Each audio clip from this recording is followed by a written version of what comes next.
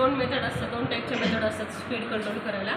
Armature voltage control method and field current control method, असं दोन method. त्यातली armature voltage control method इथे use केलेली आहे. हा क्वेश्चन तुम्हाला एक्चुअली विचारू शकतो, कोणत्या मेथडने स्पीड कंट्रोल केले.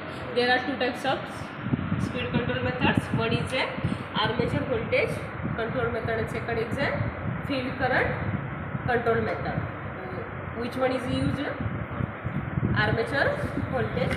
हे तुमचं किट आहे, याच्यामध्ये आता इनबिल्टच आहे सगळं. ही DC मोटर आहे. DC मोटरचं स्पीड सेन्स करण्यासाठी टॅकोमीटर यूज केला, जो डायरेक्टली कनेक्ट केलेला आहे. इथे तुम्हाला स्पीड दिसणार आहे. इथे आर्मेचर करंट आणि आर्मेचर व्होल्टेज दिसतं. इनबिल्ट मीटर्स आहेत, पण याच्यामध्ये थोडं फॉल्ट असल्यामुळे आपण सेपरेट मल्टीमीटर कनेक्ट करतो. सेपरेट मल्टीमीटर कनेक्ट करायला, आर्मेचर व्होल्टेज मेजर करायला इथे लिहिले बघा व्होल्ट मीटरचं पॉझिटिव्ह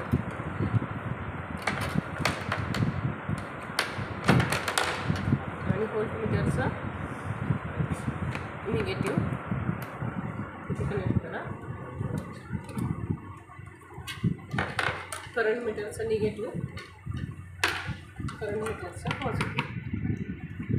इथून तुम्ही करंट मेजर करायचं आहे, इथून व्होल्टेज मेजर करायचं आहे. त्याचबरोबर इथून तुम्ही स्पीड व्हॅरी करायचं आहे. हा स्विच याच डायरेक्शनला असलं पाहिजे, काळजी घ्यायची आहे. इथून तुम्ही स्पीड व्हॅरी करू शकता. स्पीड किती आहे ते इथं तुम्हाला दिसतं आहे. RPMमध्ये तुम्ही ते मेजर करायचं आहे. आता आपल्याला फंक्शन जनरेटर कनेक्ट करायचं आहे. फंक्शन जनरेटर कनेक्शन करण्यासाठी तुम्ही इथे एक द्या पॉझिटिव्ह त्याचं आणि इथे निगेटिव्ह कनेक्ट करा आणि याच्यावर ऑब्झर्व करा. इथे तुम्हाला रीडिंग्समध्ये दिले बघा. स्पीड दिसतं आहे इथे, व्होल्टेज इथे भेटणार आहे, आर्मेचर करंट इथे भेटणार आहे. टाईम फक्त CROवरती मेजर करायचं आहे आणि अल्फा तुम्हाला कॅल्क्युलेट करायचं आहे. समजलं? स्पीड इथून व्हॅरी करायचं आहे प्रत्येक वेळी, हे लक्षात ठेवा. ही पोझिशन अशीच आहे काही चेक करायचं. हे व्हील्स जर कोणी फिरवले असेल तर खालची अलाइनमेंट चेंज होते आणि मोटर पण मूव होते, हे चेक करायचं पहिलं. समजलं?